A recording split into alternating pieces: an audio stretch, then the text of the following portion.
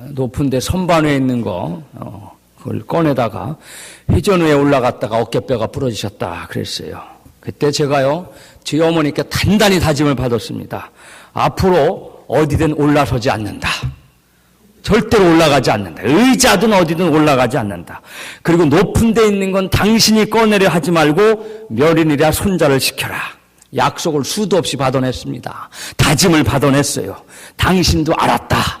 알았노라고 신경질까지 내면서 대답을 했는데, 놓친내가 지나간 일은 또 지나간 일이지요. 제 화장실, 여러분 화장실 가면은 욕조가 있죠? 욕조가 이렇게.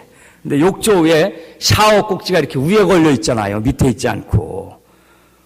그런데 그 샤워 거치더니 위에 그 샤워기가 올라가 있는데, 그거를 놓친 내가 아이들이 샤워를 하고 거기다 걸어놓은 모양이에요. 그거를 꺼내려고 올라갔는데 어떻게 올라갔겠어요? 욕조 가장자리에 이렇게 조그맣게 플라스틱 옆에 이렇게 발 디딘 판 있잖아요. 그게 발 디딘 데가 아니죠, 사실은. 아니, 85 먹은 할마씨가 거기를요, 양쪽 발을 디딛고 올라서서 샤워 꼭대, 샤워 꼭지를 그걸 끄집어내려다가 욕조에 나둥그러졌습니다. 그래서 또 갈비뼈가 부러져갖고, 그래서 아주 굉장히 고생을 했는데, 병원에 갔더니 갈비뼈를 어떻게 할 수 없고, 날 때까지 기다릴 수밖에 없다. 그래서 제가 우선 할머니가 있는데도 불구하고 샤워 꼭지를 높은 데다 걸어놓은 놈, 둘째 놈부터 야단을 치고 나서 제가 제 어머니께 갔습니다. 병원에 가서. 엄니, 지난번 의자에서 넘어진 건 기억 안 나요? 아무 말 안 하고 있는 거예요.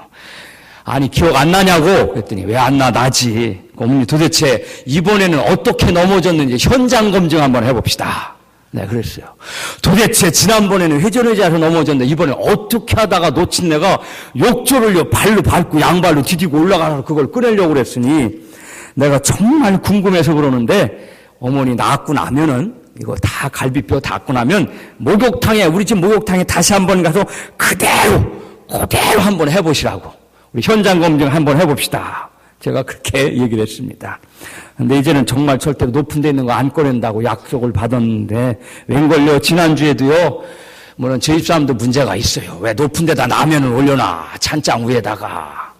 그걸 또 내가 갈비뼈 언제 부러졌냐는 듯이 라면 하나 끓여달라니까 그걸 또 밑에 받침대를 놓고 올라가는 거 보고 실갱이 하다가 제가 지고 온 적이 있습니다. 우리가요, 인간의 삶이 살아가면서 여러 가지 일에 부딪히죠. 그때마다 경험을 하게 됩니다. 근데 그 경험을 하면서 깨달으면 좋은데, 경험을 하면서도 늘 실패를 하면은 위험한 일이 되죠. 근데 어떤 경험을 하고 나서 그거를 자꾸 성공하고 그 일이 잘 되면 그것이 우리에게 능력이 되는 겁니다. 잘 쌓이면 결국 그게 실력이 되는 거죠. 근데 우리가 한번 배우면 배웠던 경험이 평생 기억에 남아서 언제라도 계속 할 수 있는 게 있습니다. 물론 옛날처럼 잘할 수 있는 건 아니지만 그래도 평생 남아있는 게 있죠. 이를테면 여러분, 자전거 배우면 조금만 연습하면 금방 타게 되죠. 또 수영 같은 게 있죠.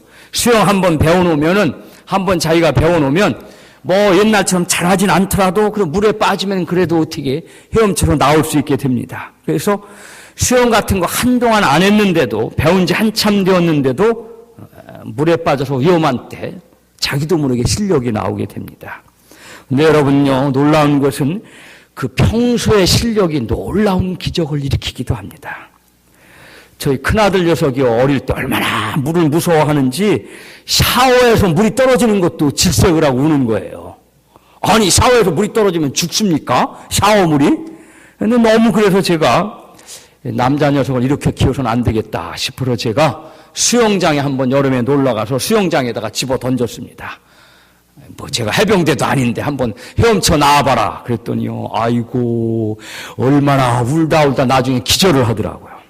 그래서 이건 아니다, 체계적으로 수영을 시켜야겠다. 그래서 제가 아기 스포츠 수영단에 등록을 시켰습니다.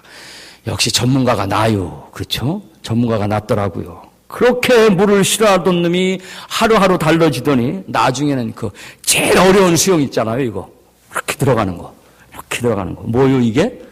한국말로는 저병, 그리고 유식한 용어로는 버터플라이. 그것도 하다가 나중에는요, 잠수도 하다가 한참 배우고 나더니 나중에는 바닷속으로 들어가서 들락날락하는 그런 것도 배우더라고요. 그래서 아무튼요, 저희 집안이 물 바다 별로 안 좋아하는 집안입니다. 심지어 저는 생선도 잘 안 먹습니다. 그래서 물도 싫어하고 바다도 싫어하고 심지어 생선도 안 먹는 집안에서 드디어 초등학교 때 헤엄을 쳐서 한강을 건넌 인물이 태어났습니다. 놀라운 인물이 태어났죠. 그런데 이 녀석이 대학에 들어가서 여름 수련회를 갔다가 같은 동아리 학생들하고 수련회를 갔다가 해수욕장에서 바다에서 물에 빠진 여학생을 구해냈습니다. 이야, 제가 그때 얼마나 그 녀석이 장한지 우리 아들 장하다! 그 소리가 저절로 나오더라고요. 그래, 네 애비는 물에 빠진 여학생을 구하기는커녕 물에 3번이나 빠져 죽을 뻔한 거 친구들이 다 구해줬는데 너는 헤엄으로 사람을 구해내다니 기적이다. 가문의 영광이다. 제가. 그래서 그 녀석한테 제가 용돈을 두둑히 줬습니다. 저희 친척 중에 한 분이요, 피부과 병원을 개업을 했어요. 여럿이 모여서 개업 예배를 드리고 축하를 하러 갔습니다. 근데요, 서울에요, 피부병원은요, 그게 피부병원이 아닙니다. 피부과가 아니에요. 미용 전문 병원이에요. 나는 병원에 커피 냄새가 나는 병원 처음 봤어요. 그리고 음악이 가요가 나와야 되는데 클래식 음악이 흐르고 있어요. 그리고 진료 과목도 보니까 뭐 이름도 잘 모르는 뭐 에스테틱, 뭔지 아세요? 에스테틱. 그 다음에 보톡스, 레이저, 주름 제거, 모공, 박피, IPL 전문, 뭐 아토피, 알레르기. 그래서 가만히 보니까 제가 야, 이게 보통 피부과 병원이 아니고 여기는 미인을 만드는 데구나.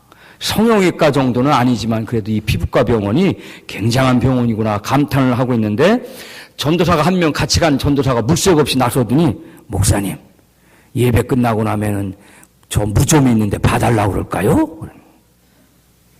그래서 제가 모두 한마디씩 했어요. 야, 이 사람아, 이봐, 김전도사 창피당하지 마. 여기가 피부과가 아니고 피부 미용과요. 괜히 창피당하지 말고.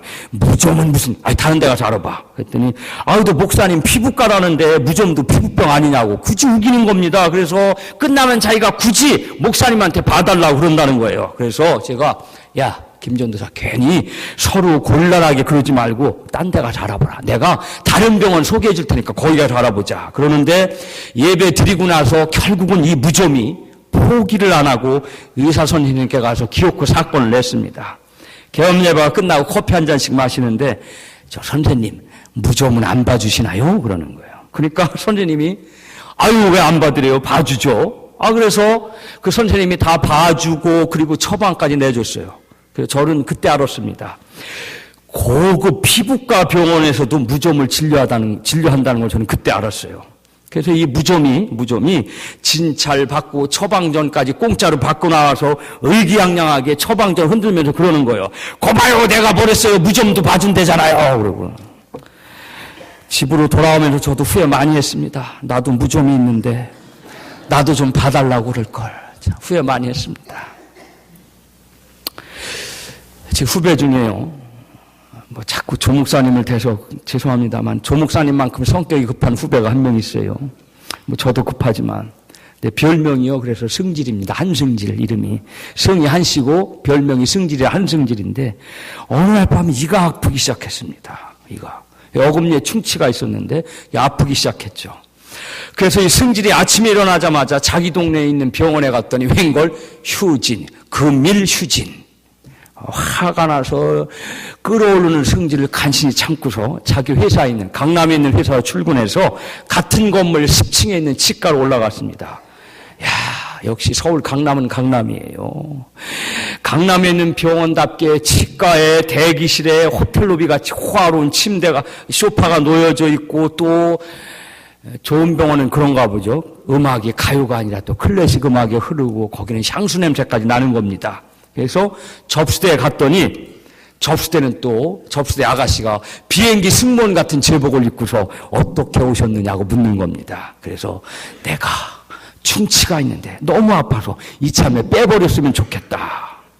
그랬더니 이 접수대에 서 있는 아주 젊고 이쁜 아가씨가 아주 난처한 듯이 얘기하는 겁니다. 저 선생님, 우리 치과는요, 미백이나 이를 하얗게 하는 미백이나 치아 교정을 전문으로 해서 이를 빼는 발치는 안 합니다. 그러니까 죄송하지만 다른 병원으로 가시면 어떻겠습니까? 그러는 거예요. 그래서 승질이 화를 내고 소란을 피우기 시작했습니다. 아니, 이를 못 빼는 치과가 어디 있어요, 세상에?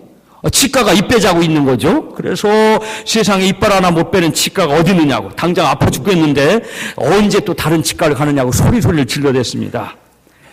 그래서 바깥이 너무 소란스러우니까 진료실 안에서 남자 의사 선생님이 나왔는데, 야, 하얀 가운을 입고 깨끗한 가운을 입고 의사 선생님이 나오는데 얼굴이 송중기 닮은 의사 선생님이 나오는 거예요. 그러더니 왜 그러시느냐고, 손님 왜 그러시느냐고. 그래서 이 승질이, 아니 선생님 도대체 치과가 이빨 빼자고 있는 게 치과인데 지금 이빨을 안 빼지면 나보고 어디 가서 빼라는 거냐고 소리 지르니까 이 선생님이 가만히 쳐다보다가 들어오시죠. 제가 빼드릴게요. 그래서 이제 이빨을 빼기 시작하는데, 이 어금니를 빼기 시작하는데, 참, 옆에 그 의자, 치과 의자 있죠. 치과에 앉아 의자에 누워있고 옆에 두 명의 간호사가 보조를 하러 두 명의 간호사가 붙었는데, 간호사 아가씨들도 탤런트만큼 이쁘더랍니다. 그래서 근데 막상 어금니를 뽑기 시작하니까 의사 선생님이 실력을 발휘하지 못하는 겁니다. 이 송중기 같이 잘생긴 의사가 땀을 뻘뻘 흘리면서 힘을 써서 고생을 하다가 중간에 또 마취가 한번 풀려서 마취 주사 한 번 더 넣고, 그래서 44분 걸려서 간신히 이빨 한 개를 뽑고 나서 하는 말이, 내가 좀 힘이 들어서 좀 쉬어야 되니까 다음 환자는 30분에 보내도록 해. 그래 놓고는 자기 방에다가 쉬더라는 겁니다. 그래서 이 친구가 어금니 하나, 뿌리가 좀 깊어서 빼기는 힘들었는지 모르겠습니다만 어금니 하나 간신히 빼고 나와서 생각하기를, 강남은 실력이 아니라 간판값이구만. 의사 선생님 얼굴값이요. 그러고 나왔답니다. 그래서 이 친구는 그다음부터는 강남에 있는 병원은 안 간답니다. 무조건 생각하기를, 강남에 있는 병원은 모두 실력이 아니라 얼굴이다. 이름으로 돈 받는 동네다. 그렇게 생각했답니다. 여러분, 오늘의 말씀 누가복음 9장에 보면은요, 예수님께서 12제자를 불러 모으시고 모든 귀신을 제어하면서 병을 고치는 능력과 권세를 주십니다. 그리고 나서 하나님 나라를 전파하고, 그리고 병을 앓는 자를 고치라고 파송을 하고 계십니다. 그래서 제자들이 예수님께로부터 능력과 권위를 위임받고, 6절에 보니까 제자들이 실제로 마을을 돌아다니면서 복음을 전파하고 병을 고칩니다. 그런데 예수님께서 제자들을 마을에 놔두고 기도하시러 산에 올라갔습니다. 변해산에 올라가셔서 기도하다가 이튿날 마을로 내려오니까 37절 이하에 엉뚱한 일이 벌어지고 있습니다. 한 사람이 예수님을 찾으면서 소리를 질러가면서 자기 아들을 고쳐달라고, 살려달라고 소리를 지르는 겁니다. 사연을 들어보니까 이 아버지가 외아들이 있는데, 이 외아들이 귀신이 들려서 간질병으로 자주 발작을 하는데, 그래서 예수님의 제자들이 병 고치는 능력이 있다라는 소문을 듣고 예수님의 제자들에게 자기 아들을 데리고 갔더니 제자들이 병을 못 고치고 아이를 주물러 터치고만 있었더라, 그런 얘기입니다. 그래서 아버지가, 아하, 이 제자들에게 맡겨서는 안 되겠다. 그래서 그 아이를 제자들에게 빼내서 원조인 선생님, 예수님한테 가서 고쳐달라고 그래야 되겠다. 그래서 자기 아들을 고쳐주십사고 예수님께 데려오는 사건이 오늘 여러분 봉독한 성경 말씀의 내용입니다. 그래서 예수님께서 그 아이에게서 귀신을 쫓아내고 병을 고쳐주시는 장면이 오늘 성경 말씀의 내용입니다. 자, 여러분, 예수님으로부터 귀신을 제어하고 병을 고치는 능력과 권위를 제자들이 받았습니다. 실제로 처음에는 제자들이 각 마을을 돌아다니면서 복음을 전하며 병도 고쳤습니다. 그런데 예수님께서 기도하시러 베드로와 요한과 야고보를 데리고 산에 올라가셔서 기도하시고 다음날 내려오니까 제자들이 귀신 들린 아이의 병을 하나 고치지 못하고 우왕좌왕 당하고 있었던 겁니다. 도대체 왜 이런 일이 일어났을까요? 6절에서는 복음도 전하면서 병도 고치고 다니던 제자들이 왜 그 아이의 병을 못 고치고 있었던 건가? 여러분, 마가복음 9장 14절에도 이와 똑같은 내용의 기사가 나옵니다. 그런데 마가복음 9장 28절에서는요, 제자들이 민망하고 부끄럽고 창피한지 예수님께 와서 조용히 묻습니다. 선생님, 우리는 어찌해서 귀신을 쫓아내지 못했습니까? 우리는 어찌해서 그 아이의 병을 쫓아내지 못했습니까? 그래서 예수님께서 단호하게 말씀하시죠. 기도 외에 다른 것으로는 이런 종류가 나갈 수 없다. 아멘. 아멘. 이런 귀신은 기도가 아니고는 쫓아낼 수가 없다. 그런데 여러분, 왜 제자들은 처음에 예수님으로부터 받았던 그 능력과 권세를 놓쳐버리고 기도가 부족하다는 책망, 기도를 안 한다는 꾸지람을 들었을까요? 그 대답은요, 28절 이하의 변화산상에 올라가셔서 기도하시는 예수님의 모습과 그리고 46절 이하에서 제자들이 싸우는 모습을 보면 알게 됩니다. 자, 예수님은 올라가서 기도하고 계셨습니다. 밤새워 제자들하고 베드로와 야고보와 요한을 데리고 올라가서 철야 기도를 하시고 땀이 피가 되도록 그렇게 기도하셨는데 제자들은 그 시간에 뭘 하고 있었느냐? 자기들 중에 누가 더 높으냐? 누가 더 크냐라는 걸로 싸우고 있었던 겁니다. 예수님은 기도하고 계셨는데 제자들은 자리다툼을 하고 있었다는 겁니다. 예수님 주님은 하나님의 아들로서 복음을 전하고 병을 고치는 능력을 제자들에게 넘겨줄 정도로 능력과 권세가 있었던 하나님의 아들인데 그 능력을 계속하기 위해서 예수님은 기도하러 올라가셨어요. 그런데 그 능력이 없는 제자들, 예수님으로부터 그 능력을 전해받은 제자들은 기도할 생각을 하지 않고 그냥 그건 기도하지 않아도 되는 줄 알고 한 번 능력을 받으면 그대로 되는 줄 알고 기도는 뒷전에 물려두고 누가 더 높으냐? 누가 더 위에 높은 사람이냐? 그렇게 제자들은 싸우고 있었다는 겁니다. 그러니 예수님 앞에서 자기들 중에 누가 더 크냐 작으냐 하고 싸움을 했다는 정황을 보면 예수님의 제자들은 지금 기도 안 했다는 게 드러납니다. 예수님은 기도하러 올라가셨는데 제자들은 지금 자기들 중에 누가 높으냐 하고 기도 안 하고 싸웠다는 겁니다. 직접적으로 귀신을 쫓는 권세와 병을 고치는 능력을 가진 예수님도 산에 올라가 기도하고 계셨는데 그 능력을 한 다리 건너서 위임받은 제자들이 그 능력을 계속할 수 있는 기도는 제쳐두고 쌈박질을 하고 있었다는 겁니다. 그러니 주님으로부터 받은 은혜와 능력이 유지될 리가 없습니다. 그래서 9장 49절에 보면 엉뚱하게 예수님의 제자들이 아닌 다른 사람들이 주님의 이름으로 귀신을 내쫓는다고 요한이 하소연하고 있습니다. 제자들이 실력을 발휘하지 못하니까 ong뚱하게 예수님의 직접 제자가 아닌 사람들이 자기들이 예수님의 이름으로 병을 고치고 있었다는 한심한 사건이 일어나는 겁니다. 돌팔이들이 예수님의 이름으로 병을 고치고 있었던 겁니다. 여러분, 인생에서 성공한 사람들과 그러지 못한 사람들의 비교를 한번 해보면요, 차이가 있습니다. 성공한 사람들은요, 성공했다고 해서 머물러 있질 않습니다. 또 뭔가 개발을 하고, 또 노력을 하고, 능력을 가지고 있다고 거기에서 그치질 않습니다. 어떤 능력을 가지고 있으면 더 높이고 더 키워서 더 노력을 합니다. 그래서 성공한 사람이 또 공부하고 또 연습하고 또 실험을 합니다. 그래서 그런 분들이 더 높은 경지에 올라서는 거죠. 그래서 결국은 자기 분야에서 최고의 실력자가 되는 겁니다. 그런데 그렇지 못한 사람들은 어떤 능력을 한번 가지게 되면 그게 최고인 줄 알고 그게 끝인 줄 알고 거기서 머무르게 됩니다. 더 이상 발전을 생각하지 않습니다. 됐다. 이제 이걸로 밥 먹고 살면 그만이지. 뭐 한다고 그렇게 애를 쓰나. 뭐 실력 성공한 사람이고 하루에 4끼 먹나? 여러분 오늘 몇 끼 드셨어요? 2끼나 3끼 드셨죠? 성공했다고 4끼 먹는 거 아닙니다. 맞는 얘기죠. 성공한 사람이라고 실력이 좋은 사람이라고 하루에 4끼 먹는 건 아닙니다. 그러나 성공한 사람들이 먹는 1끼와 2끼 식사는 성공하지 못한 사람들이 먹는 3끼와는 다른 의미가 있는 겁니다. 밥 먹고 살아가기 위해서 그저 먹는 새끼하고 뭔가 이루고 성취하기 위해서 살아가면서 먹는 끼니하고는 다른 얘기죠. 같은 밥을 먹어도 다른 얘기입니다. 우리가 밥을 먹어도 다른 의미에서 먹을 수 있어야 됩니다. 그저 호구지책으로 먹고 살아야 되니까 먹는 게 아니라 이 밥을 먹고 무슨 일을 할 수 있을까? 무슨 새로운 일을 할 수 있을까라고 생각하고 먹는 밥이 돼야 됩니다. 제가 어제 말씀드렸죠? 식사. 밥 먹는 게 일이 아니라 섬길 살자 밥으로 섬기라. 오늘 다른 말씀을 드립니다. 먹을 숫자에다가 생각 샀자. 밥 먹으면서 생각도 좀 해야 됩니다. 밥 먹으면서. 밥으로 섬기고 그리고 밥을 섬기면서 또 우리가 밥을 먹으면서 좀 생각 좀 해야 됩니다. 그래서 식사를 해야 돼요. 국어사전에 보면은요, 능력이라는 건요, 어떤 일을 해낼 수 있는 힘이 능력입니다. 그러니까 뭔가 할 수 있는 힘이 능력이고, 실력은 실제로 일을 해낼 수 있는 능력을 실력이라고 그래요. 그러니까 잘 생각해 보십시오. 능력이 있어도 그걸 실제로 발휘하지 못하면 소용이 없는 거야. 능력이 있어도 실력으로 발휘해야 돼.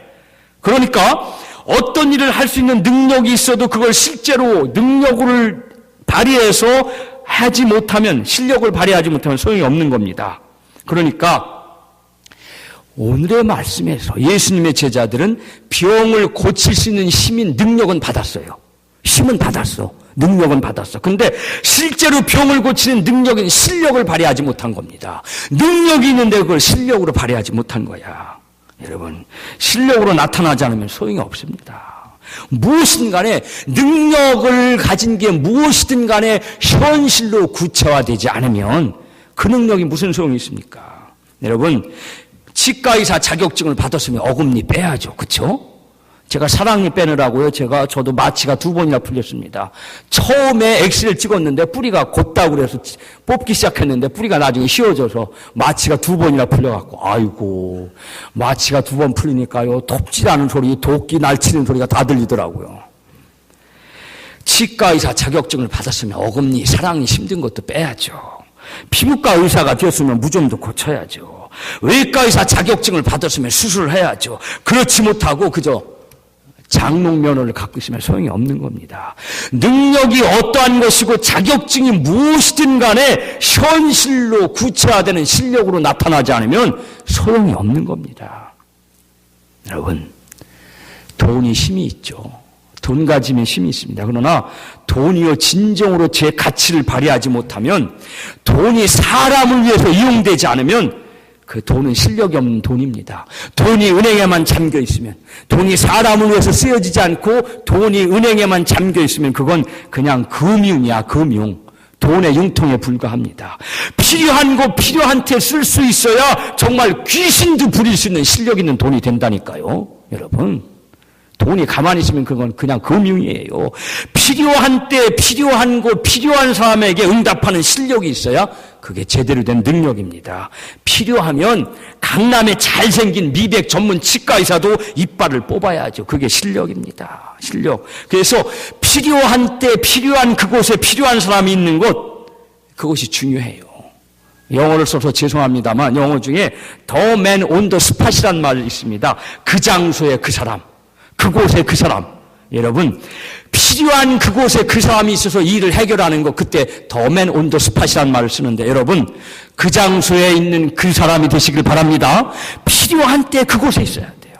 아무리 능력이 있으면 뭐합니까? 그 힘이 필요한 그 자리에서 힘을 발휘해야죠. 여러분, 쌀가마를 한 가마니씩 번쩍번쩍 듣는 사람이 있으면 뭐합니까? 필요한 때 와서 들어주고 날러야지. 그렇지 않으면 괜히 밥만 축내는 거죠. 제가요, 어렸을 때는요, 제가 천재 소리는 못 들었지만 수재 소리는 들었습니다. 공부를 고등학교 1학년 전까지는 잘했어요. 제가 그랬잖아요. 고등학교 2학년 성적표는 물어보지 마시라. 고등학교 2학년 때부터 제 성적표는 물어보지 마시라. 고등학교 1학년 때까지는 보여드릴 수 있다. 그런데요, 제가 시험 볼 때마다 긴장이 되는 겁니다. 고등학교 들어가서. 그래서 중간고사, 기말고사 볼 때마다 배가 아프고 또 겨울 되면 감기가 걸리고 시험을 망치는 거예요. 그래서 제가 평소에 공부를 잘하면 무슨 소용입니까? 시험 볼 때마다 망치는 거야. 그러니까 실력이 인정받지를 못합니다. 제가 그래서 늘 왜 나는 시험 볼 때마다 망칠까 그런 생각을 했는데, 힘이 있어도 실력이 있어도 공부를 했어도 능력이 있어도 필요한 곳 필요한 때 쓰여져야 그것이 실력이 되는 겁니다. 예수님께서 12명을 뽑았습니다. 물론 12명이 아니더라도 예수님께서 모든 사역을 하실 수 있었을 겁니다. 그러나 예수님께서도 시간과 공간의 제약이 있음을 아셨기 때문에 12명의 제자를 뽑아서 복음을 효과적으로 전파하기 위해서 12명의 제자에게 병 고치는 능력도 주고 마귀를 쫓는 축기의 능력도 주고 그래서 내보낸 겁니다. 한꺼번에 많은 일을 하기 위해서. 그래서 예수님께서 당신의 대리자로 제자들을 선택한 겁니다. 당신의 대역으로. 그런데 왜 예수님께서 제자들에게 말씀의 권세만 주면 됐지 병 고치는 능력도 주셨을까? 이거 정말 생각해 봐야 됩니다. 요즘에 우리가요, 자꾸 어떤 목사님들은 기독교는 영혼의 종교다, 영혼과 관계되는 종교니까 뭐 영혼만 다스리면 된다. 아니요. 기독교는 물질과 육체 간에서는 이야기 안 된다 그러는 분도 있는데 아니죠.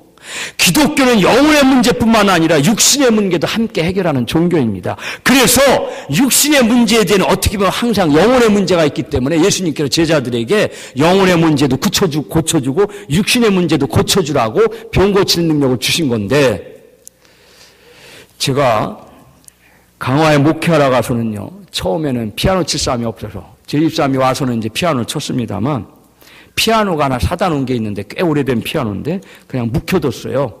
근데 피아노가 어디 있냐면 여기 단상이 있죠? 피아노가 좀 밑에 이렇게 붙여져 있었습니다. 이런 피아노, 좋은 피아노가 아니고 뒤에 이제 붙어있는 피아노인데, 근데 처음에 피아노를 저희 집사람이 저랑 결혼해서 반주하기 전에는요, 참 강화 시골교인들 어떤 찬송가를 불러도 다 한 곡조에 맞춰서 부르죠. 예? 여기는 그래도 음악성이 좋은 교회야. 그러니까 여러분, 두 줄로 된 찬송 있죠. 16마디 찬송은 옛날 찬송 405장, 나 같은 죄인 살리신, 거기다가 다 붙이는 거야. 어떤 찬송과 가사도 다 405장에 맞춰 부르면 오케이. 어떤 찬송가. 그리고 4줄짜리 36마디 찬송은 305장, 지금의 559장이죠. 사철의 봄바람 불어있고 거기다가 맞춰서 부르면 되는 거야. 여러분, 찬송가 곡조 모르면 여기다 맞추면 돼. 16마디 2줄짜리 찬송가는 나 같은 죄인 살리신, 거기다 맞춰 부르시고, 그리고 4줄짜리 36마디 찬송은 사철의 봄바람 불어있고 거기다 맞춰 부르시면 되는 줄 믿으시길 바랍니다.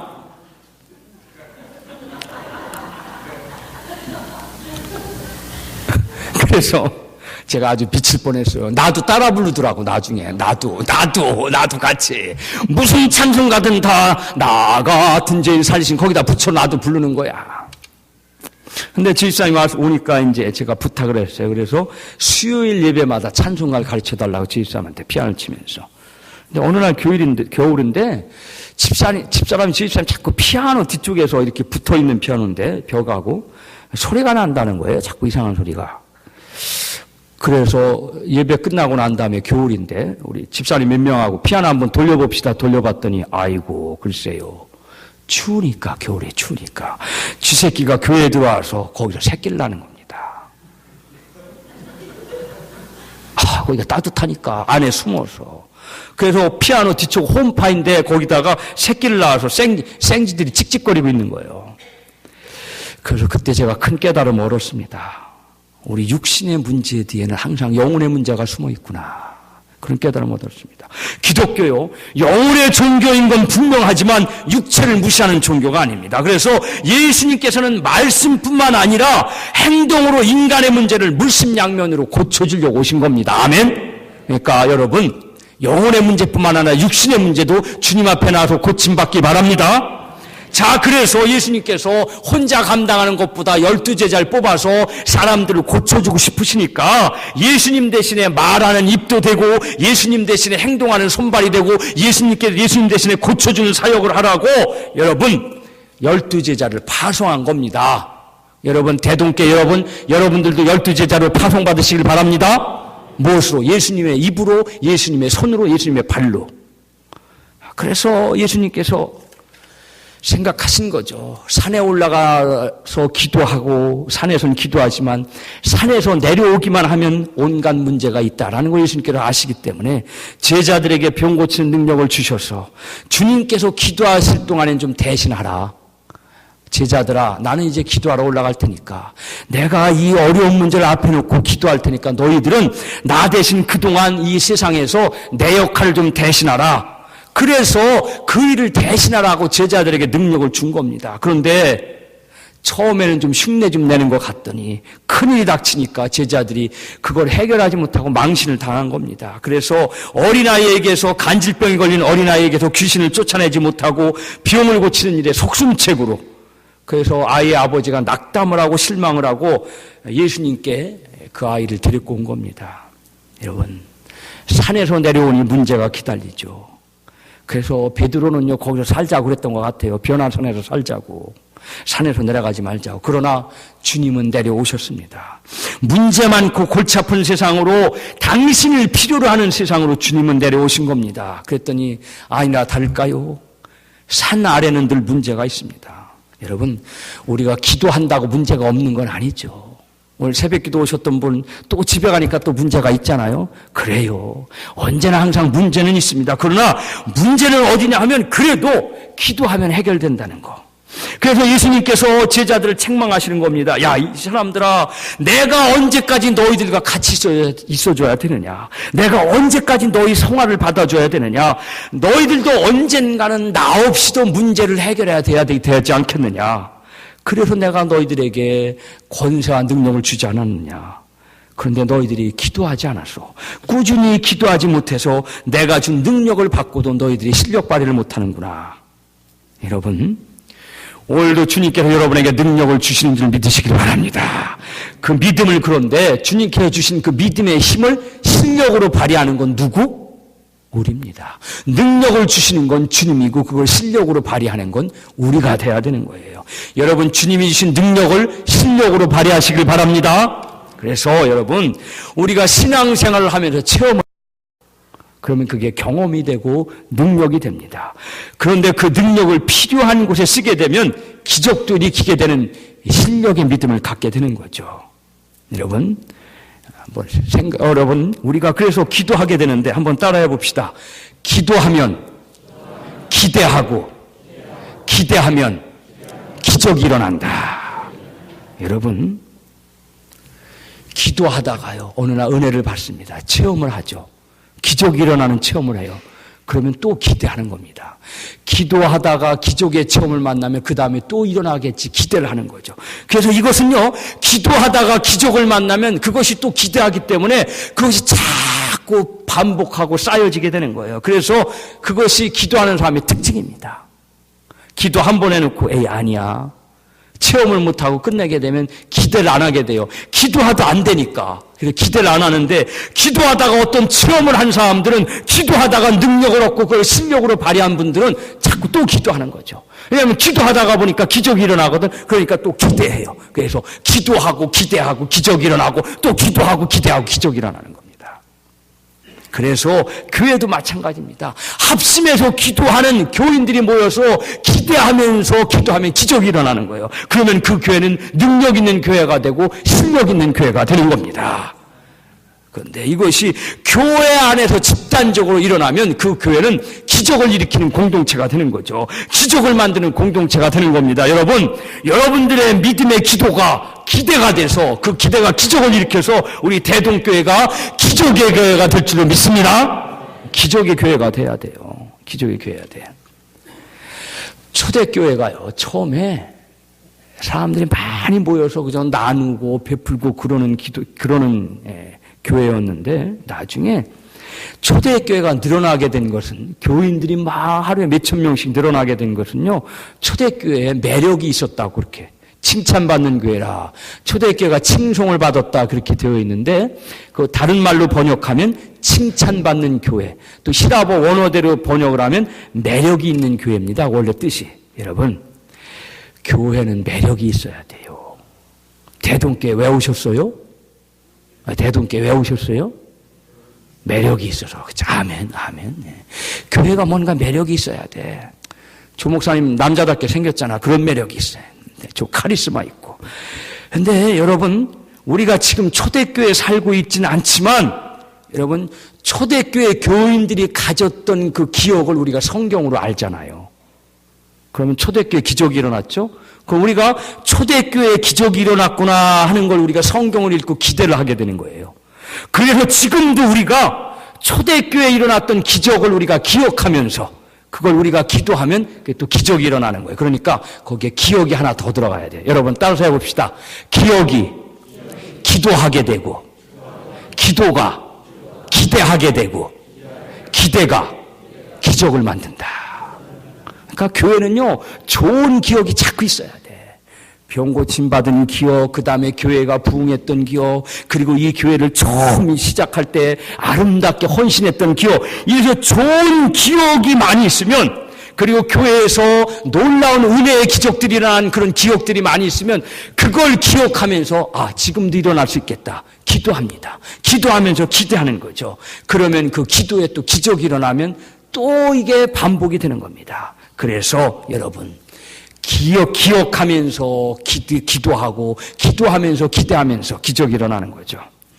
자, 근데 여러분 첫 번째 제자들과 마찬가지로 오늘도 여러분을 예수님께서 부르신 줄 믿으시기 바랍니다. 여러분을 불러주시는 겁니다. 근데 여러분에게 모든 능력을 다 주시는 건 아니죠. 달란트가 있죠. 성경 열심히 읽는 분도 있고 기도하는 능력 있는 분도 있고 찬양하시는 분들도 있고.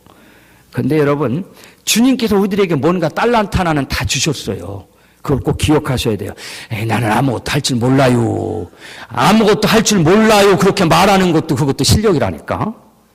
난 몰라요. 그것도 능력이라니까. 좌우지간 몰라요. 그래도 뭐가 있어. 그래서 여러분 주님께서 여러분들에게 뭔가 주셨다는 걸 기억하세요. 예수님의 제자로. 여러분 다 예수님의 제자입니다. 무언가 주셨다는 걸 여러분 기억하시길 바랍니다. 근데 여러분에게 주님께서 주신 무언가의 능력을 실제로 실력으로 바꾸는 때가 와야 돼요. 여러분에게 노래하는 능력을 주셨고 찬양하는 능력을 주셨고 장로님들이 색소폰 배우시다가 포기했다는데 다시 시작하시길 바랍니다. 그래서 색소폰 배우는 능력이 나중에 열심히 하면 실력이 돼서 교인들 앞에서 찬양하면 또 배우는 사람 또 오고, 그래서 이 대동교회가 음악으로 부흥하는 교회가 되길 바랍니다. 네? 아멘 하셨어요? 아멘. 색소폰 다음 또 불러줄는가 모르겠습니다만 다음에 우리 교회 올 때는 제가 색소폰으로 찬양하는 걸 제가 꼭 들어야겠어요. 장로님들이 다. 그래서 여러분 예수님께서 주셨던 초대교회의 그 기적이 지금도 대동교회에서 복음의 사건이 되는 능력으로 실력으로 되는 걸 여러분 체험으로 깨달아야 됩니다. 기적으로 일어나야 돼요. 근데 이게 어떻게 일어날 수 있겠느냐? 지금도 어떻게 우리들에게 그런 사건이 일어날 수 있겠느냐? 여러분 연극이나 뮤지컬, 오페라 이런 공연을 하는데요. 주인공이 있죠. 주역 배우, 주역을 맡아서 하는 배우. 그런 배우가 어떤 때 사고가 나면 무대에 올라서지 못합니다. 그래서 사고가 나서 그 배우를, 사고가 난 주인공을 대신해서 준비하고 있다가 올라가는 대역 배우가 있어요. 그걸 언더스터디라고 아주 어려운 말로 그러는데, 흔히들 주연 배우 대신 커버해 준다고 해서 커버라고 그러든지 혹은 그냥 줄여서 언더스터디를 줄여서 언더라고 그럽니다. 주연 배우를 대신해서 준비하고 있다가 주연 배우가 사고가 나면 얼른 대신 올라가서 하는 배우가 언더예요. 주역 배우가요, 영화가 아니고 연극이니까, 오페라니까, 뮤지컬이니까 생방송 아니에요? 생방송 중에 주역 배우가 사고가 나면 큰일 나죠. 그리고 주역 배우가 어떤 사고가 났을 때 출연을 하지 못했을 때 바로 대신 투입되는 배우가 언더입니다. 언더스터디, 배역을 밑에서 공부하는 중이라는 얘기입니다. 여러분, 이 언더가 굉장히 중요해요. 그 예수님의 일꾼이라는, 그 사도행전에 보면 일꾼이라는 표현이 있는데, 헤레에스타라는 그런 히라보, 어려운 히라보인데 모르셔도 돼요. 거기 헤레라는 말이 휘포라는, 언더라는 말에서 온 말입니다. 그러니까 우리 기독교 교인들은 일꾼은요 다 밑에서 일하는 사람들이야. 언더에서 일하는 사람들이야. 우리는 다. 이 언더가 중요한데, 근데 이 언더는 아무나 시키는 게 아닙니다. 그래도 능력 있는 사람을 감독인이 뽑아요. 그래서 주인공의 역을 대신하기 위해서 그래도 좀 실력이 있고 얼마만큼 주인공의 역할을 대신할 수 있는 그런 언더를 뽑는 겁니다. 그래서 이 후보 배우를 뽑으면요, 이 후보 배우는요 처음부터 주인공인 주역 배우가 하는 걸 처음부터 다 똑같이 연습하는 겁니다. 그래야 되니까. 언제 주인공을 맡은 배우가 사고가 날지 모르니까, 또 어느 장면에서 어떻게 될지 모르니까 그냥 똑같은 걸 연습하는 겁니다. 그런데요, 주인공 역을 맡은 주역 배우가 건강하고 튼튼해서 그 무대를 한 번도 아프거나 한 번도 사고 없이 20회, 100회까지 쭉 나가면 언더는 할 일이 없어. 대역 배우는 할 일이 없어. 구경만 하고 있는 거야, 무대를. 그러다가 어느 날 운 좋아서 대역으로 한번 섰다가 관객이 반응이 좋으면 아예 그 역할을 계속하기도 합니다. 그리고 주인공으로 뜨게 되기도 하죠. 근데 중요한 것은요, 이 언더가 힘든 게 뭐냐면 주인공을 맡은 주역 배우가 언제 어떤 사고가 날지 모르니까 어떤 배우는요 꼼꼼한 장면에서 나오다가 그만 발을 헛디뎌서 무대 바깥으로 굴러떨어진 경우도 있다고 그럽니다. 무대 조명이 꺼지니까. 그럼 그 다음에 바로 다음에 뒤타자로 이 언더가 나가야 되죠. 그래서 언제 어느 때 이 어려운 일이 생길지 모르니까 이 대역 배우는요 무대를 떠나지 못합니다. 거기서 보고 있어야 돼요. 계속 주인공이 하는 역할을 계속 쳐다보고 있어야 돼요. 떠날 수가 없습니다. 비상사태가 발생했을 때 그 언더가 아니면, 그 대역 배우가 아니면 누구도 그걸 대신해서 할 수 없기 때문에 여러분, 그 무대를 계속 쳐다보고 있어야 됩니다. 그런데 언더가 희망이 있는 건 능력을 인정받은 겁니다. 주인공을 역할을 대신할 수 있다는 능력을 인정받은 거죠. 그래서 준비하고 있다가 언젠가 때가 되면 한번 뭐 꼭 그러면 안 되겠지만 주인공을 맡은 사람이 뭐 갑자기 저처럼 다리를 삔다든가, 예? 다리를 다친다든가, 뭐 목이 성대가 상한다든가 그러면 그 기회를 타서 올라가게 되는 겁니다. 그래서 그때 정말 자기가 주역 배우라고 생각하고 자기가 갖고 있는 능력을 다 발휘해서 실력을 보이면 진짜 주연 배우가 되는 기적이 일어나게 되는 겁니다. 그래서요, 이 대역은요, 웬만큼에서는 안 됩니다. 실제로 어떤 때는 주연 배우보다 더 열심히 노력해야 됩니다. 어떤 때는 주연 배우보다 실력이 더 좋아야 돼. 웬만큼에서는 주인공 역할 대신 못하는 거죠. 그래서 웬만해서는 주역 배우의 명성이나 주역 배우의 인기를 넘어설 수 없기 때문에 한 번 기회가 와서 올라가면 아유, 주역 배우보다 낫다. 그 소리를 들어야 됩니다. 그래야 실력을 보여야 다음에 또 등장할 수 있으니까. 우리나라에서도 이렇게 언더였다가 대역으로 나와서 실력을 인정받아서 주인공으로 지금 활동하는 그런 배우들이 있습니다. 근데 대표적인 배우가 한 명 있어요. 1박 2일이 지금 뭐 멤버가 많이 바뀌었죠? 근데 옛날에 1박 2일의 막내 누가 했어요? 잘생긴 막내 있잖아. 주원이, 제빵왕 김탁구의 구마준, 각시탈의 이강토, 기억 안 나시오? 네? 원래 이름은 문준원이랍니다, 이 주원이가. 근데 그도 무명 시절이 있었습니다. 무명 시절에 고생을 많이 했답니다. 그래서 연극하는 데 가갖고 매일 청소한 거야. 빗자루 갖고 쓸고 닦고 마포질하고 청소하고 심부름을 했다고 그럽니다. 그러다가 어느 날 극단에서 뮤지컬을 하는데 감독님이 부르더니 야, 너 요번에 주인공은 아니고 주인공 언더로 준비하고 있어라. 언더스터디로 준비하고 있어라. 그렇게 감독님이 명령을 내렸습니다. 그래서 이 주인공의 언더를 맡은 주원이가요, 그때부터 열심히 선배가 하는 연기를, 그 주인공 역할을 한 선배가 하는 연기를 그때부터 보기 시작하고 곤책에다 매일 필기를 했습니다. 이럴 땐 이렇게 하고 저럴 땐 저렇게 하는구나. 그래서 이 무대 밑에서 연습하는 선배의 연기를 계속 쳐다본 거예요. 근데요, 선배가 연기하는 뮤지컬 연습을 100번을 봤다는 겁니다. 100번을 봤다는 거예요. 그런데 어느 날 정말 놀랍게도 기적같이 주인공 역할을 맡은 선배가 사고가 났어요. 그래서 감독이 큰일 났죠. 주인공이 지금 사고가 났으니까. 그러니까 야, 준원아, 일로 와봐. 네가 언더니까 주연 역할을 한번 해봐라. 근데 당장 투입하기 힘드니까 오늘 리허설을 한번 해보자. 그래서 예행 연습을 했어요. 무대에 올라서기 전에, 그날 그 무대를 막을 올리기 전에 리허설을 하는데, 리허설 하는 동안에 한 번도 안 끊기고 한 번도 실패를 안 하고 끝까지 다 한 겁니다. 그럴 수밖에요. 100번을 따라 불렀으니까. 선배가 하는 거를 밑에서 100번이나 보면서 공부했으니 틀릴 리가 있겠습니까? 그럼 마치 자기가 처음부터 그 역할을 맡은 인간인 양, 마치 자기가 처음부터 주인공 역을 맡은 양 그렇게 연기를 해서 결국은 주인공에 발탁됐습니다. 그래서 그때 그 맡았던 공연 스프링 어웨이크닝, 봄을 깨우다라는 그 공연에 250회 중에서 150회를 공연했습니다. 그래서 그 공연으로 이름이 나게 돼서 결국은 드라마 김탁구에 발탁된 겁니다. 그리고 오작교 형제들 나오고, 그리고 각시탈에서 이강토가 되고 1박 2일에서도 큰 인기를 얻었던 겁니다. 여러분, 우리가 언제 주인공의 대역으로 나갈지는 알 수 없습니다.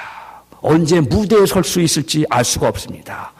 그렇지만 언제나 무대에 설 때를 준비해서 주인공과 같이 똑같이 연습하고 훈련하도록 그렇게 준비가 되어 있어야 됩니다. 그러다가 일단 때가 되면 실력을 발휘해야 되는데, 자기가 연습한 능력을 실력으로 보여야 되는데, 주연배와 똑같은 실력으로 보이지 않으면 끝이에요. 더 이상 무대에 올라서지 못합니다. 그래서 항상 언제나 무대를 주시하면서, 무대를 쳐다보면서 언제 내가 발탁될까, 능력을 갖고 있는 걸, 실력을 볼 수 있도록 연습해야 되는 게 언더입니다. 대역입니다. 여러분, 탈무드의 격언 중에 이런 게 있죠. 하나님께서 모든 곳에 계실 수 없기 때문에 세상에 어머니를 대신 내보냈다. 여러분, 이렇게 생각하시면 됩니다. 대동교회 여러분, 세상에 어려운 사람들, 고침을 받아야 될 사람들이 많은데 그 사람을 고쳐주려고 하나님이 다 가실 수 없으니까 여러분을 보내신 거예요. 여러분 보고 고치라고. 12제자가 그런 파송을 받은 겁니다. 그러니 여러분이 대역입니다. 여러분이 언더임을 믿으시길 바랍니다. 예전에는 예수님께서 12제자를 불러서 12제자에게 대역을 맡겼지만 이제 예수님의 대역은 누구냐? 누구요? 여러분이에요. 대동교회 여러분이 이제 대역이 돼야 됩니다. 그러니 여러분이 이제 주님 대신에, 예수님 대신에 세상을 돌보는 대역이 되어서 세상 무대에 눈을 뜨면 안 돼. 이웃집에 누가 아픈가, 이웃집에 어떤 어려움이 있는가, 이걸 살펴보며 보살펴야 됩니다. 세상 무대에서 눈을 뜨면 안 됩니다. 예수님의 첫 번째 제자들이 예수님으로부터 권세와 능력을 받고 세상을 살펴보라는 그런 사명을 받고 나갔듯이, 주님의 언더로, 주님의 대역으로 세상으로 나갔듯이, 이제 주님께서 보내주신 세상의 대역은 누구냐? 바로 여러분이라 그런 얘기입니다. 여러분이라. 근데 놀랍게도 안타깝게도 초대교회 처음 제자들이 준비하고 훈련해야 되는데 그게 부족해서 능력을 실력으로 발휘하지 못했습니다. 여러분도 마찬가지입니다. 여러분을 주님의 대역으로 불러주셨는데 여러분이 기도가 부족하면, 여러분에게 주님께서 가서 병든 사람을 고치라고 명령하시는데 여러분이 부족하면 그거 기적이 일어나지 않습니다. 어느 날 어느 때 여러분에게 예수님께서 귀신 들린 사람 한번 고쳐보지 않겠느냐고, 그거 주인공 역할을 한번 해보지 않겠느냐고 여러분을 대역으로 부르시는데 우리가 기도가 부족하면 그걸 해낼 수가 없습니다. 그래서 우리도 옛날 제자들처럼 기도가 부족해서, 믿음이 부족해서 그 일을 못 해내면 우리도 꾸지람 받게 되는 겁니다. 여러분, 언제 어디서 여러분을 주님께서 주님 대신 대역으로, 언더로, 그리고 주인공으로 필요한 때 필요한 곳에 쓰일지 모르는 겁니다. 그러니 여러분 모두 다 언더가 되어서 연습하고 훈련해야 됩니다. 언제 주님께서 여러분을 발탁해서 세상으로 내보낼지 알 수가 없습니다. 그러니 믿음의 훈련을 게을리해서는 안 됩니다. 여러분, 믿음의 실력을 보여주기 위해서 여러분 연습해야 됩니다. 사랑도 연습해야 되고, 말씀도 익혀야 되고, 기도도 훈련해야 돼요. 그래서 언제 이 세상의 무대 감독이신 하나님께서 여러분을 부르셔서 세상이라는 무대로 내보내실지 알 수 없기 때문에 우리는 기도고 사랑이고 게을리해서는 안 되는 겁니다. 그리고 늘 세상 무대를 주시하고 있어야 됩니다. 여러분, 언젠가는 여러분을 봉사라고 주님께서 부르실 겁니다. 여러분을 가르치는 사람으로 부르실 겁니다. 언젠가는 여러분을 전도하는 사람으로 부르실지도 모르겠습니다. 언젠가는 희생을 하라고 부르실지도 모르겠습니다. 주님께서 여러분에게 성가대로, 교사로, 속장으로 필요한 자리로 부르실 겁니다. 그리고 교회에서뿐만 아니라 교회라고 하는 이 무대, 교회라고 하는 대동교회라고 하는 신앙의 무대뿐만 아니라 세상이라고 하는 무대, 어떤 특별한 선교의 무대, 봉사의 무대, 여러분은 부르실지 알 수 없는 일입니다. 그러나 그때 여러분 언제든지 봉사로 가는 일, 그리고 남을 도우러 가는 일, 여러분 나갈 수 있는 언더가 돼야 됩니다. 그래서 세상에 벌어지고 있는 사랑과 봉사와 전도의 공연에서 여러분 이렇게 생각하시면 돼요. 나는 지금 언제든지 공연에 나가야 된다. 근데 그 공연의 제목은 사랑, 그 공연의 제목은 봉사, 그 공연의 제목은 희생. 어떤 때는 여러분을 사마리아인 역할로 보내실지도 몰라. 너는 이제 다음에 착한 사마리아인의 역할을 주겠다. 그런데 내가 준비가 되어 있지 않으면, 사마리아인 역할을 하려고 준비가 되어 있지 않으면 그때 예수님으로부터 혼나는 거죠. 언제 우리를 어떤 역할로 보내실지 알 수가 없기 때문에 여러분, 우리는 그래서 기도하고 우리는 훈련하는 겁니다. 여러분, 국회의원들 있죠? 그리고 정치가들이 있습니다. 선거할 때 뭐 해요? 공약을 하죠. 이러이러한 거 실천하겠다고. 근데 선거가 끝나면 공약은 공공인 대중에게 공공적으로 한 약속이 빌공짜 공약이 되고 말죠. 헛될공짜 공약이 됩니다. 어찌됐든 능력이 있어서 대통령이 됐고, 능력이 있어서 국회의원이 됐고, 능력이 있어서 시의원이 됐겠지만, 이런 정치인들이 자기의 능력을 나라를 위해서 사용하지 않고, 그리고 지방의 발전을 위해서 실력을 보여주지 못하면 다음 선거에서는 다 같이 손들고 해보십시다. 안녕히 가세요. 다음 선거에서는 안녕입니다. 다음 선거에서는. 정치인들이 여러분 위해서 일하겠습니다라고 공약을 했으면 그걸 공약으로 만들지 말고 진짜 지켜야죠. 자기가 갖고 있는 능력을 발휘해서 실력으로 보여줘야 진짜 정치인이고 실력 있는 정치인인데, 그러지 못하면 다음 선거에선 안녕. 여러분, 이 아산시 시의원도 아산시 시장님도 여러분 잘못하면 가서 하세요. 안녕. 잘못하면. 그런데 여러분, 교인들이 교회에서 보여줘야 될 진짜 실력이 무엇이겠어요? 여러분, 교인들이 주님으로부터 받은 능력과 실력은요, 무엇보다도 은혜라고 저는 생각합니다. 은혜 받아야 됩니다. 은혜 받아야 기도하고, 기도해야 일하고, 일해야 실력이 나타나는 거죠. 그래서 그 실력이 교회에서는 사명이 되고, 그리고 세상에서는 사랑이 되는 거죠. 근데 여러분, 요즘 텔레비전 방송국마다 뭘 뽑죠? 가수를 뽑는 오디션 프로그램이 있어요. 제가 그 중에 K-팝 스타라는 걸 보는데, 그 프로그램 하나만 봅니다. 다른 건 안 보는데, 근데 저는 노래를 듣는 게 아닙니다. 그 아마추어들이 나서 노래 부르는 거 뭐 듣기 좋아요? 이왕이면 프로가 부르는 걸 듣지. 근데 저는 그 K-팝 스타 그 오디션 프로그램에 아마추어 학생, 12살 먹은 학생, 20살 먹은 청년들, 이런 사람들이 와서 노래하는 걸 전 보는 게 아니라, 거기서 심사위원들이 심사하는 말이 듣기가 좋아요. 아주 어떤 때는 멋있는 말을 하거든요. 특별히 아주 멋진 말을 하는 심사위원이 한 명 있는데, 박진영. 멋진 말 합니다. 가끔 가다 보면. 근데 그 박진영 씨가 지난번 K-팝 스타 시즌, 지난번이 2죠? 이번이 3인가? 알아, 몰라. 지금이 3고 지난번이 2지? 아무튼 그 시즌 2에 나와서 박진영 심사위원이요, 심사평을 하는데 이런 말을 해요. 어떤 사람이, 어떤 그 한 명이 나서 노래를 불렀는데 아주 극찬을 하면서, 제가 가수 지망생들한테 충고하는 3가지가 있습니다. 뭐냐? 첫 번째는 대충 불러라. 너무 그렇게 잘 부르려고 그러지 말라. 두 번째는 고음에서 힘을 빼라. 세 번째는 노래에 긴장감을 주어라. 근데 그날 나오는 그 출연자가 자기가 얘기하는 그대로 사람이 되어서 나왔다는 겁니다. 자기가 말한 그 말이 그대로 사람이 되어서 등장했다는 겁니다. 지금 그 사람이. 그럼 나를 그전 극찬을 했는데, 여러분, 저는 여러분이 그렇게 되길 바랍니다. 성경에 훌륭한 믿음의 사람들이 등장하죠. 저는 바나바를 좋아하는데, 베드로가 있고, 그리고 바울이 있고, 그 다음에 놀라운 사람들, 삭개오, 막달라 마리아, 누디아, 브리스가, 아굴라 같은 그런 사람들이 있는데, 여러분들이 바로 그런 사람이 되어서 등장하시길 바랍니다. 성경 속에 나와 있는 인물들이 바로 여러분이 되어서 성경 속에서 걸어 나와 달라, 이런 얘기입니다.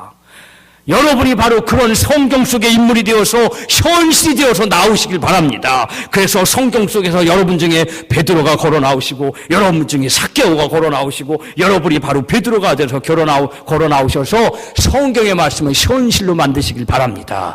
그게 은혜요. 성경 속의 인물이 여러분이 바로 되어서 현실로 나오는 거. 여러분, 목사님에게 바라는 게 많이 있을 겁니다. 우리 목사님 이랬으면 좋겠다. 그래서 우리 목사님 모세 같았으면, 베드로 같았으면. 근데요, 목사님은 또 여러분에게 기대하는 게 많아요.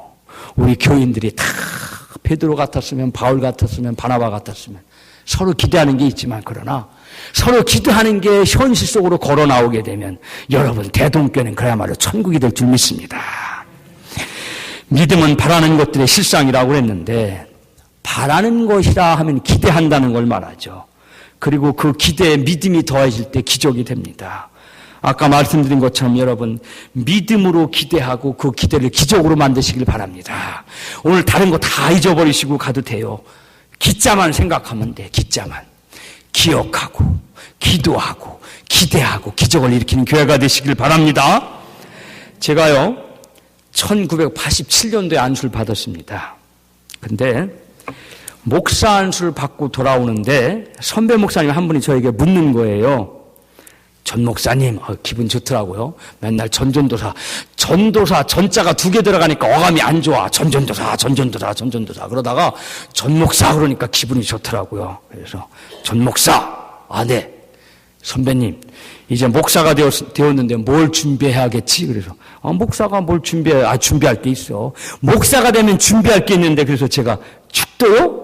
전도사 때는 축도를 못 하잖아. 그러니까 제가 축도 연습했죠. 이제는 우리 주 예수 그리스도의 은혜와 아버지의 사랑과 제가 연습했어요. 그랬더니 이 사람 그런 거 말고 진짜 목사가 되기 위해서, 더군다나 감리교 목사가 되기 위해서 뭐 준비한 거 있느냐? 없는데요. 감리교 목사가 되려면 뭐가 준비할 게 있나요? 그랬더니 이 사람, 감리교 목사는요 언제든지 하는 3대 강령을 준비해야 된다는 겁니다. 그게 뭔데요? 그랬더니 감리교 목사는 언제든지 죽을 준비가 돼 있어야 된다는 거예요. 언제든지 순교할 준비가.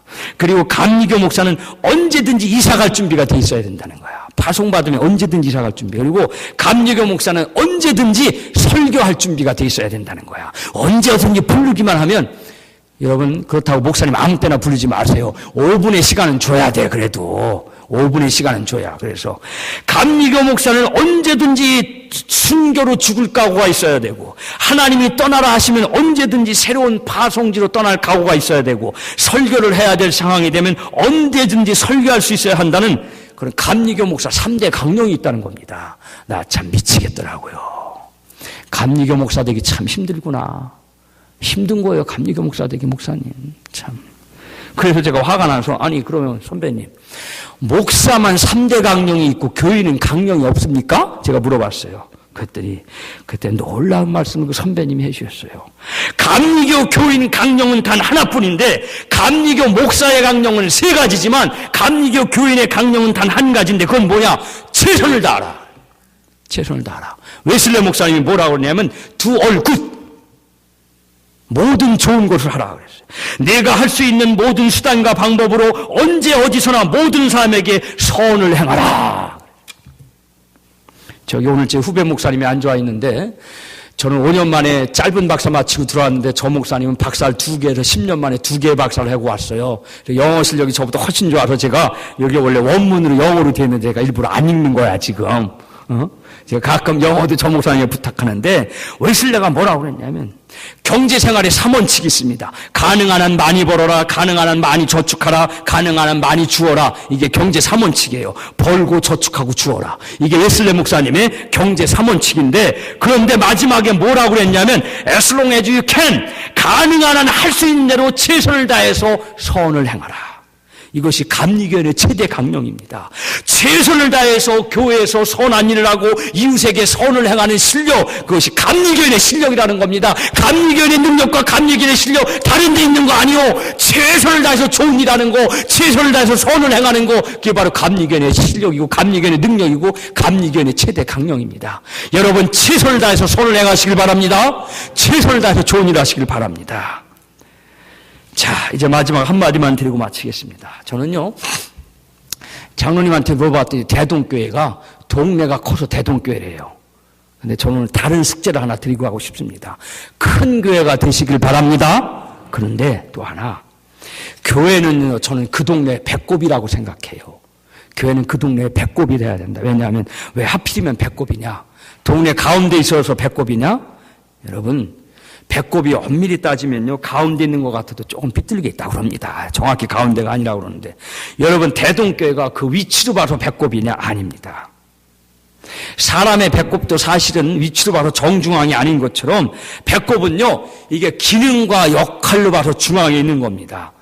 엄마하고 탯줄로 연결되어 있지 않습니까?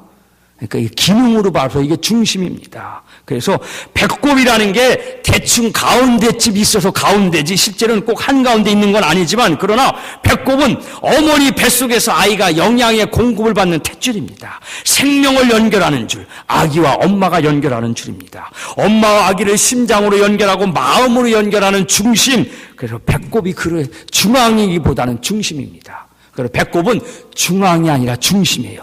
대동교회가 이 아산 지방의 중앙이 아니라 중심이 되길 바랍니다. 그래서 중앙은 중요한 게 아니에요. 가운데 있는 게 중요한 게 아니라 중심이 중요한 겁니다. 그래서 대동교회가 위치로 따라서 질적인 걸로 따져선 중앙이 아닐 수도 있습니다. 뭐 중앙이 아니면 어때요? 그러나 역할로 보기에는 중심이 되길 바랍니다. 그래서 이 대동교회가 더 커져서 아산 지방의 신앙의 중심교회가 되길 바랍니다. 대한민국의 믿음의 중심이 되시길 바랍니다. 여러분, 배꼽이 든든하게 중심이 잡혀야 아무리 흔들려도 넘어지지 않습니다. 우리 목사님이 우리 대동교회 배꼽이 될 줄로 믿습니다. 우리 장로님들이 대동교회 배꼽이 되시길 바랍니다. 권사님들이 대동교회 배꼽이 되시길 바랍니다. 집사님들이 대동교회 배꼽이 돼야 돼요. 그리고 우리 자라나는 청년부, 청소년부가 대동교회 배꼽이 되도록 우리가 이렇게 키워야 됩니다.